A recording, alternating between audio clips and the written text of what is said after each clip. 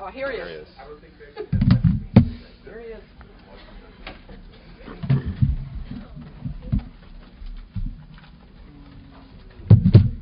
Susan, right in the front row. Right in the front row.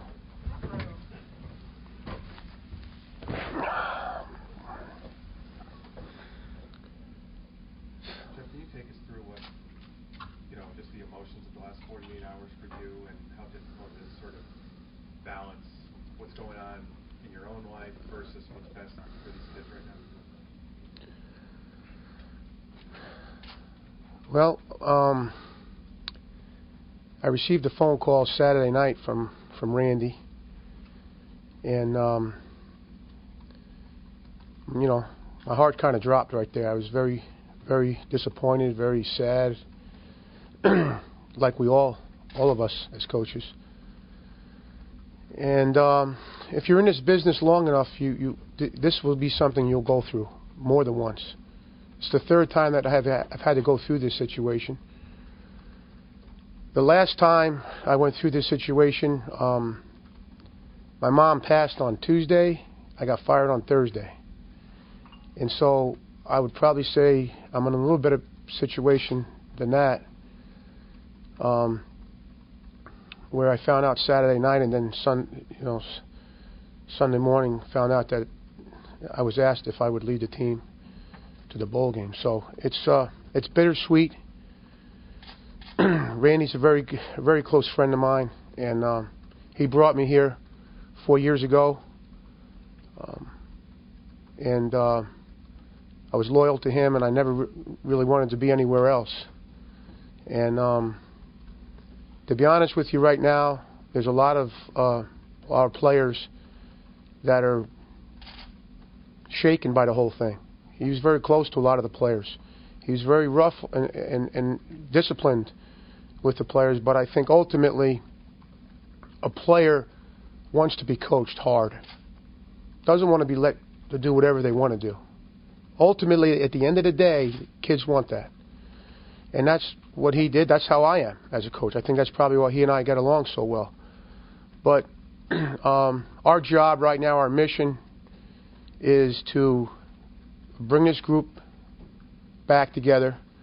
When we do finally hit the field, come out with high energy and an enthusiasm, and really us as coaches, everybody's committed. Every coach is. We had this meeting already together as a staff, and then we addressed the players with it, and we let them know we're all in, all hands on deck, and we're going to coach you for the remainder of the season. We're going to coach you hard, and we're going to coach you well, and we're going to give you all we have. And we want to go win this football game. Whoever we play, we're going to go about it with a lot of detail, a lot of enthusiasm, and then whatever happens after that happens. Jeff, have you been told anything at all in terms of what your future is, or is this totally up to whoever comes in here? Yeah, I did not ask that question, nor will I ask that question. I understand the business, and so right now, honestly, my mindset is just do a great job the next 3-4 weeks that I'm here, and again, whatever's going to happen after that, you have really no control over. Can you talk about your decision as far as why you wanted to stay and what the other coaches' feelings were when you talked to them about staying? Say it again? Just why you wanted to stay around for the bowl game and what some of the other coaches' feelings were as far as why they wanted to stay. You have to remember, we recruited these players. We sat in their homes. We sat in their high schools. We spent a lot of time with these kids. When they get here, we spend a lot of time with them. And so when you become emotionally attached to these guys, it's hard to leave. I had, when I was at Michigan State, I had chances to leave every year. I couldn't leave. I could not leave. I could not look the players in the face and say, hey, I was going to. That's just the way that I am. And the coaches that are here are all the same way. That's why this is going to be a special couple weeks here, because we got a great group of coaches that, number one, they all came to me and said, "Hey, listen, I'm right behind you. Whatever you need, I'm here for you." And you know what? In the real world, that's not the way it is.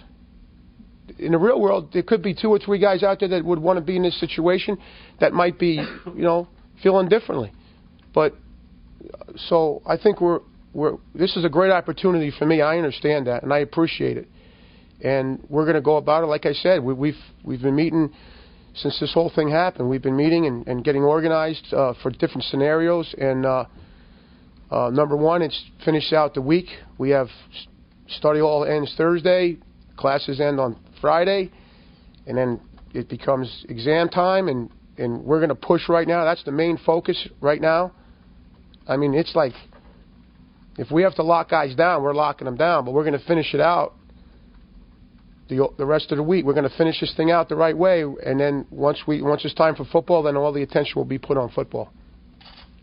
Jeff, there was never any discussion about ending the season now or anything to that regard, was there? Not to my knowledge.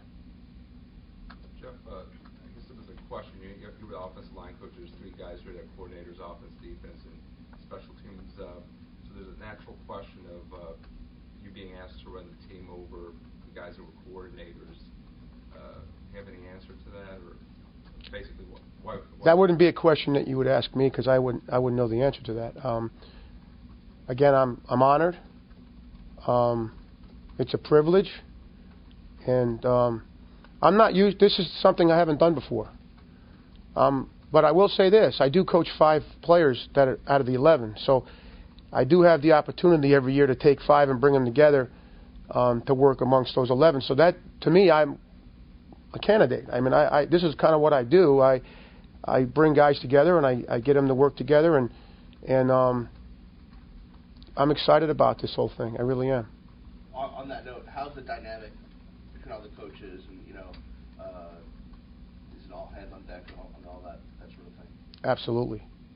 That's the first thing I make sure of, and that's why this is, at the end, when it's all over, it's going to be sad, because I work with some great people.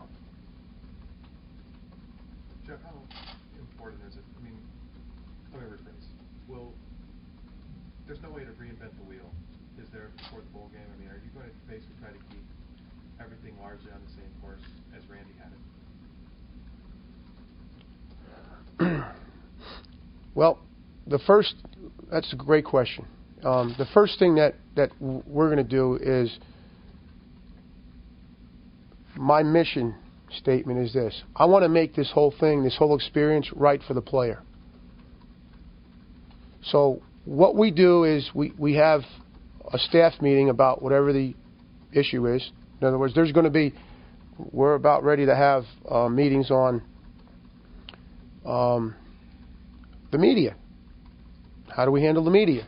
Is it the same as it's always been? Are we we're going to have issues. We're going to have those discussions. That's already on my agenda. We're going to talk about those things. We're going to talk about who you have availability to speak to. I'm going to go through the whole thing. This is how I was raised in football. I'm a detailed guy. That's the way I coach the offensive line.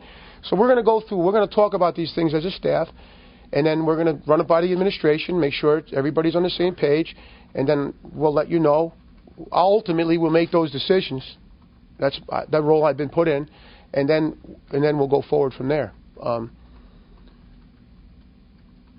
Jeff, what about with football decisions, for instance, Ja'Cory versus Steven? Is that going to play out on the field? Who plays best the next couple of weeks, or how do you decide that? When you have a chance to go to bowl games, you have an extra preseason. And what I've always liked about it was you could actually reopen everything up from a position standpoint, and competition is your greatest motivator. That's why to have depth at each position is crucial. And I've already told the players that I coach, it's open season right now. There might be guys towards the end of the year that didn't play so good. Well, here's an opportunity for a younger guy to come in that, has been developing as we go, and maybe you can crack into the thing by the time that we play the bowl game.